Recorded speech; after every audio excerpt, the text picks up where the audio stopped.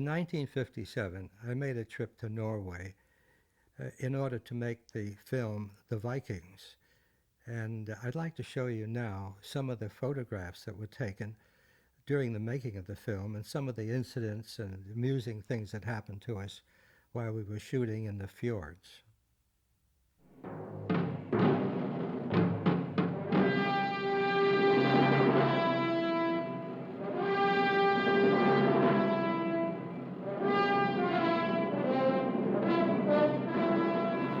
It took a year of preparation to make this film, and Kirk Douglas, who is the producer, and I decided on something very early in production, and that was to make this the most authentic picture about the Vikings that had ever been made or could be made. This film had to be accurate in every detail, and so we agreed on that, and I went to work to do the research on the period, which was very, very interesting.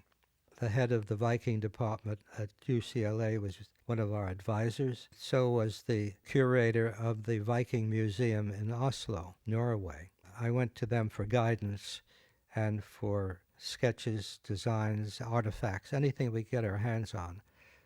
And in the meantime, I also went to England, to London, and researched this period at the British Museum Library. So I spent a lot of time working on the details and also digging up interesting things about the Vikings, about their habits, their mores, their way of life. So the film is actually about as accurate as it could be made. Particularly accurate, which I can get to later, is the construction of the Viking ships. I went to the museum in Norway, the Viking Ship Museum, with Harper Goff, our genius designer. He did everything, and it was great. We went there and got the blueprints for the 3 Viking ships that they actually had gotten from the bottom of the sea and had restored them. So we designed and built our Viking ships to be the exact duplicates of those that are in the Viking Ship Museum in Oslo. Part of the authenticity of the picture rested on where it was going to be shot. And Kirk and I decided that we should try our best to do it where it really happened, which would be in the fjords of Norway. I spent a lot of time exploring the fjords by every possible method. It's very difficult to get through those fjords. We did it by ship, and also I had a small amphibious airplane so that Harper and I and whoever we needed could explore at very high speed. It was quite an experience zooming 8 or 10 feet above the water and going in and out of these craggy, narrow fjords. We finally found a spot that had all the qualifications that we liked, and it was also based in a fjord that was very, very scenic and found in the Hardanger Fjord, which had everything that we needed, including a beautiful waterfall and a flat piece of land where we could build our Viking village. We were lucky to get Calder Willingham, a well-known playwright and a very talented gentleman, and I went to visit him. He was working on a film with Kirk Douglas in Germany on Paths of Glory. Apparently, he did a very, very good job with that because Kirk recommended him highly to me. So I went to Germany and met with him, and he started writing the script. Now, this was a good 6-8 months before we were going to shoot, but even so, it was a little tricky going out and picking locations for a script that you weren't completely familiar with. We did a pretty heavy pre-production shoot on the picture because there were a lot of scenes in it that did not involve the principal actors all the way through, and those sections I went ahead and started working on those, actually shooting them as pre-production. The Viking ships themselves were a bit of a surprise when we finally got them finished. They looked absolutely beautiful, completely authentic, and our surprise was when we put them in the water. They sailed beautifully, But we found an anthropological problem for us because the oar holes were too close together, which meant that the rowers of these ships couldn't use the oars properly because their hands were hitting the backs of the man sitting in front of them. So they couldn't really row the boat properly. So it appears that the Vikings themselves were short men with short arms, and they were able to row those ships properly, but our modern man is much bigger with much longer arms. And so we had to plug up every other oar hole and cut down the number of rowers. That's the only part of those ships that are not quite authentic.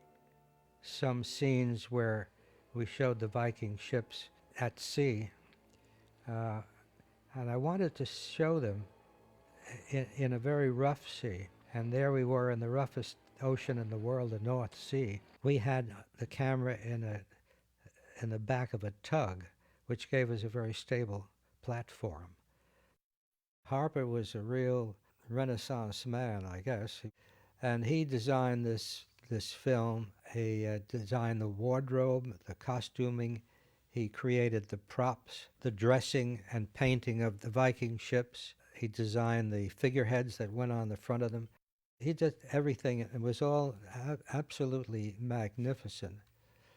I knew that he was going to be wonderful for us because I'd worked with him before, and he did this wonderful job for me on 20,000 Leagues Under the Sea.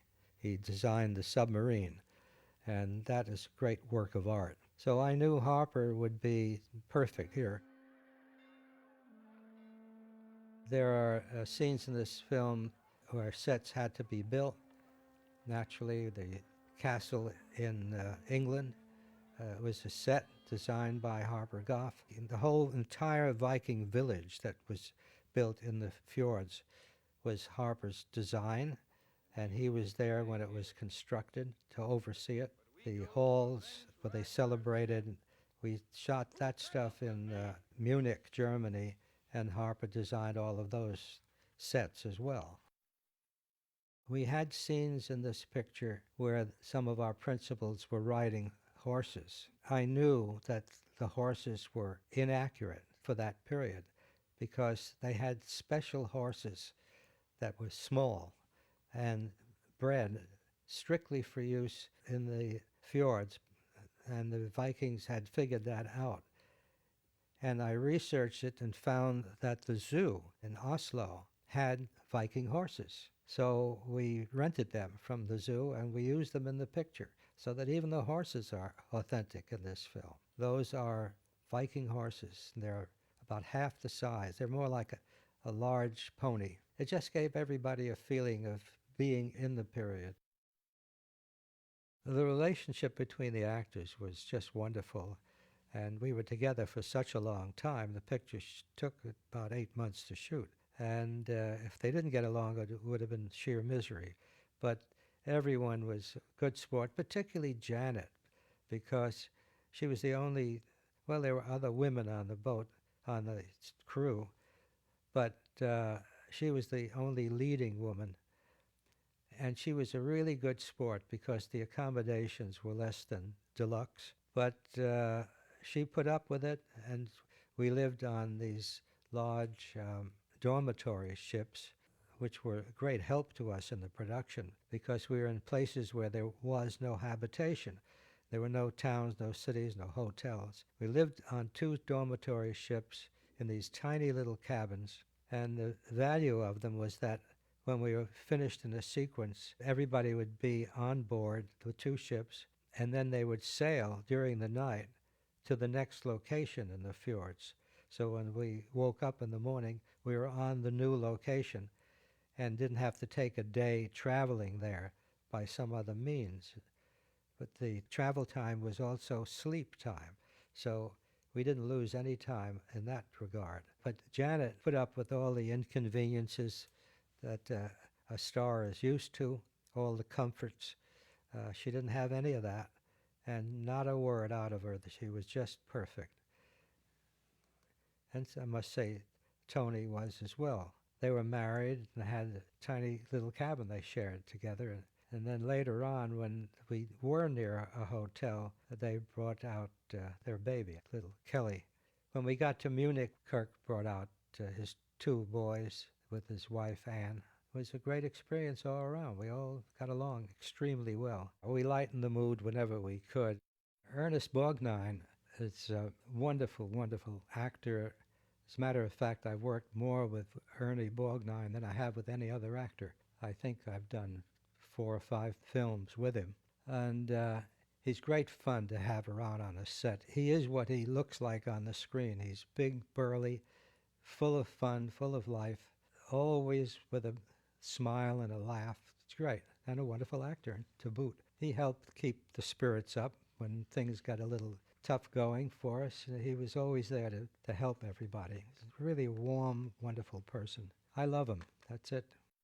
The hawk sequence in the picture is much talked about, and actually not a very difficult shot to make, because the trick of doing that kind of scene is in the editing more than anything else. We had a couple of hawks that were trained, because you don't have to train a hawk to attack another bird.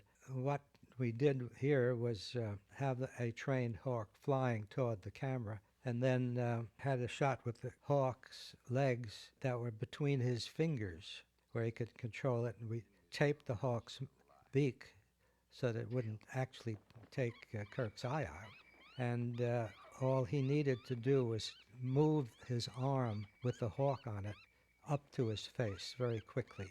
And it goes by in such a blur, you don't see it. When you can recognize it, you see Kirk with seemingly the hawk attached to his face. Actually, he's holding that in his hand, and the bird's wings were free to flap. So there was a lot of excitement in the shot. You know, this film has a reputation of being a very bloody film. Lots of blood, lots of fighting. And it's just not true. There is, in fact, no blood shown in this picture, except in this one shot where Kirk has his hand up holding the hawk, and you see a small stream of blood trickling down between his fingers. And that's all there is to it. And there is no more blood in the picture. But everybody talks about how bloody it was because of the impression you get, that it's violent and bloody. The hawk destroys his left eye, so he had to wear a contact lens. And this is at a time when the contact lens had just been invented. Kirk was very brave to have this appliance put actually on his eye, and it sometimes was not easy to get off because there was a suction under it. He was in agony. It was very painful, both applying that contact lens and removing it.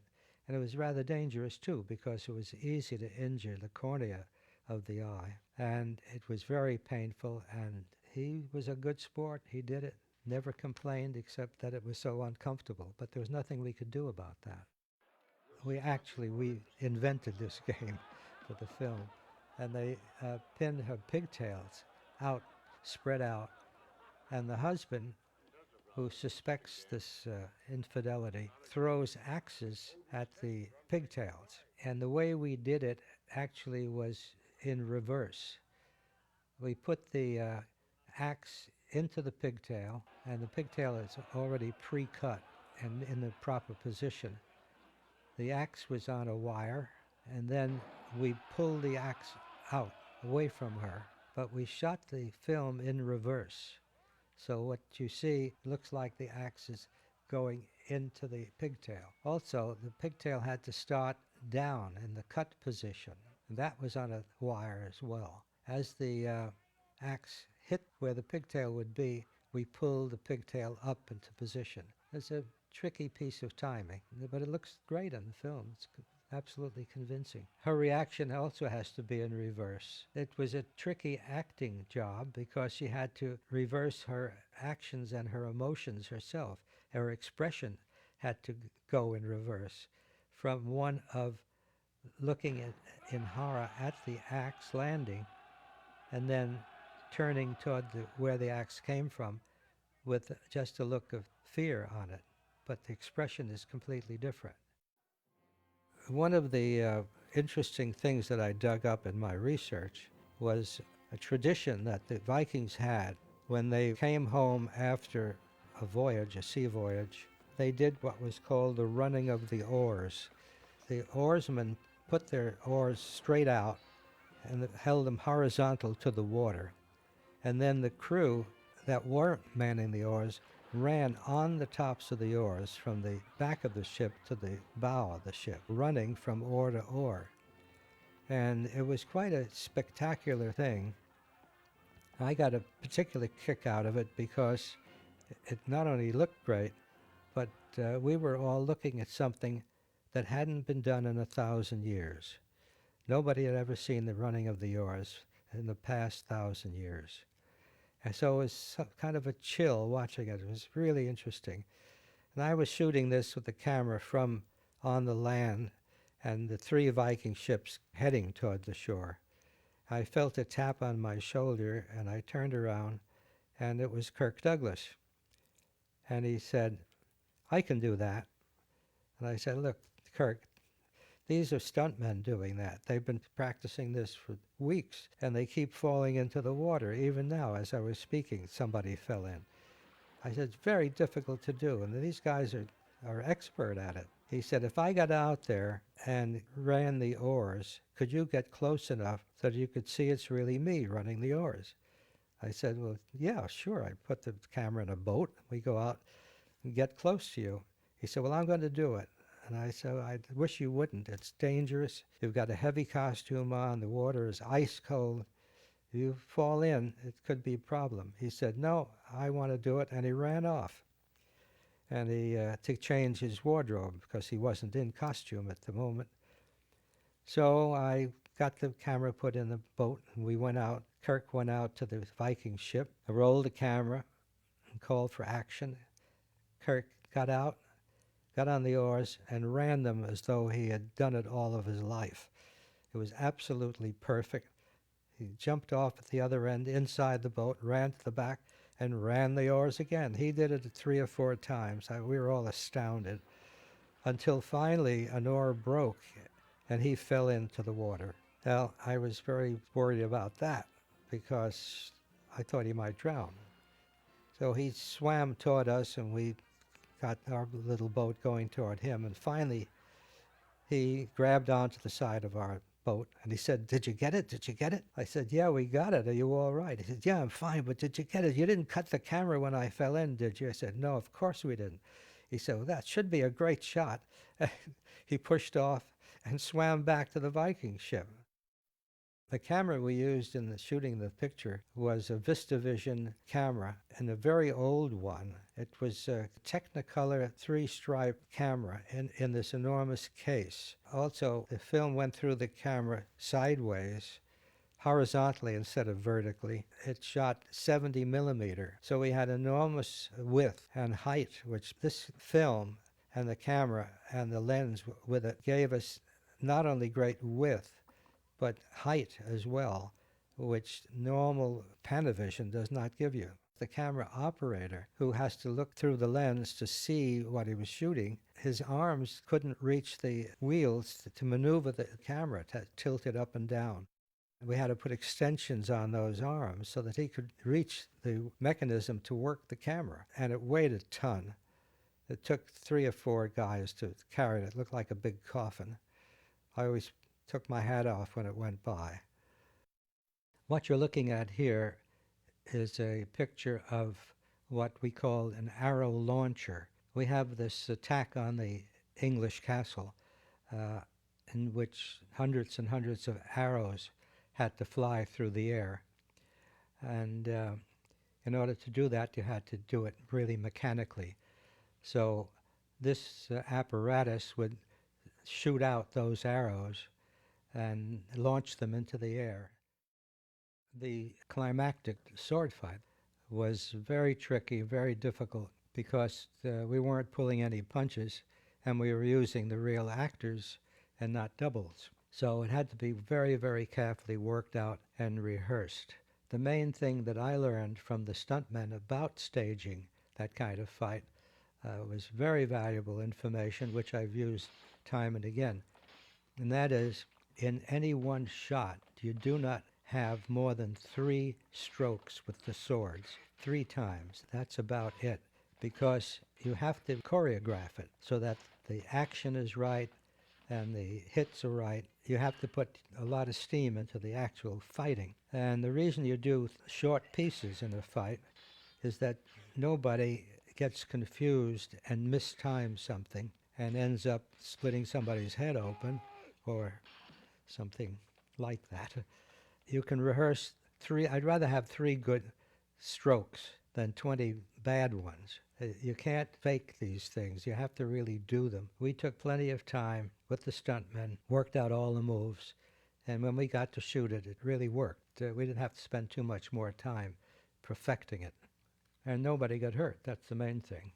Working with the big camera was very awkward, and one scene in particular where I wanted to shoot over this great giant Viking horn, huge, humongous kind of animal, and to show that in the foreground and see the ships coming up the fjord behind it was a spectacular shot. But to do that, you had to get the camera up at least as high as the object you were shooting, which was the giant horn. And you had to be above it to get that in the picture and see beyond it to the fjord. And this shows the kind of Eiffel Tower we had to build to hoist that enormous camera all the way up to the top of it. Of course, there was the wind to worry about and the camera swaying, the platform swaying. We had to bolt everything down.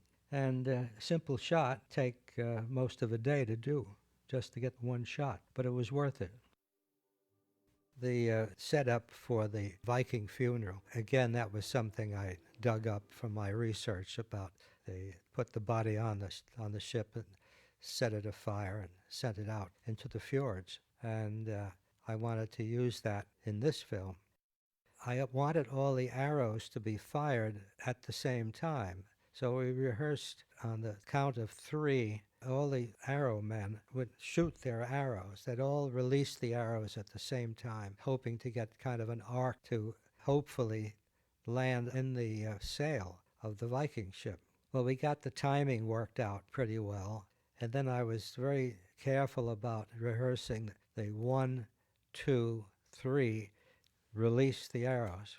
The time came to shoot it, and it was very, very tough. It took most of the day just setting it up and rehearsing it. And finally, we were ready, and I counted 1, 2, and one man released his arrow. And it took a natural arc, and by the greatest of luck, it hit the center of the sail.